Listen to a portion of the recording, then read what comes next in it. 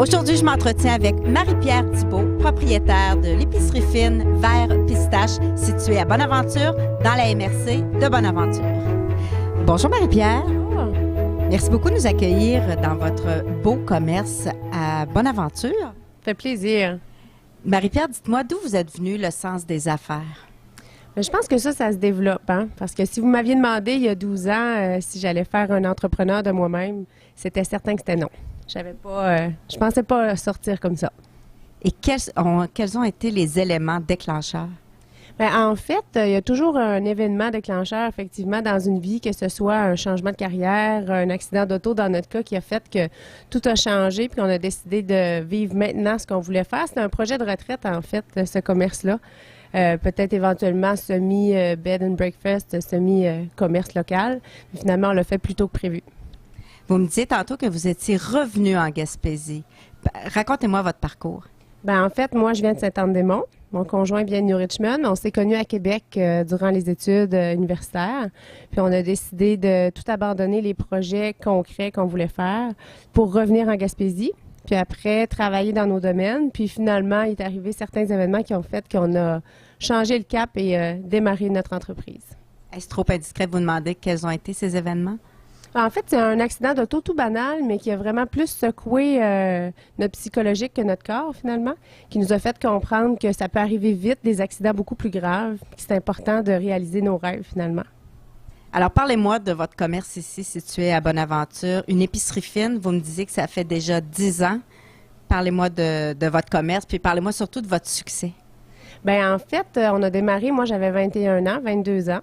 Donc, c'est certain qu'à 21, 22 ans, la crédibilité est dure à avoir, surtout quand on vient pas d'ici. Moi, j'avais étudié quand même en nutrition, mais j'avais aucune notion de gestion. C'était mon chum qui m'a tout appris finalement à ce niveau-là, puis qui m'a aidé, puis qui m'a coaché.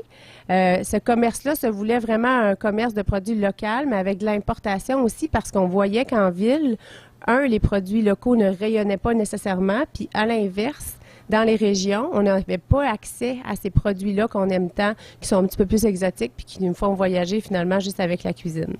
Marie-Pierre, vous avez décidé d'importer des produits, d'amener des produits, dans le fond, pour les gens de la MRC de Bonaventure. Absolument, oui. Mais on ne veut pas nécessairement prendre tout le crédit de ce rayonnement-là des produits, autant à l'extérieur qu'ici, les produits importés. Mais je pense qu'on était quand même un peu pionniers dans ce genre d'entreprise-là. Mais c'était aussi les produits québécois qui étaient juste un petit peu moins commerciaux, je pourrais dire. Les entreprises familiales, les fromageries artisanales et tout ça. Donc, ça a été ce qu'on a voulu faire rayonner aussi dans notre entreprise. Vous me parliez tantôt que ça n'a pas été facile au début. Quels étaient vos principaux défis?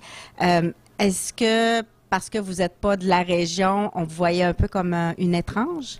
Bien, en fait, pour les locaux d'ici, pas nécessairement. Mais on avait souvent la question, vous venez d'où? Votre père, c'est qui? Votre grand-père vient d'ici? Ah non? Ah, vous venez d'où? Votre Saint-Anne-des-Monts?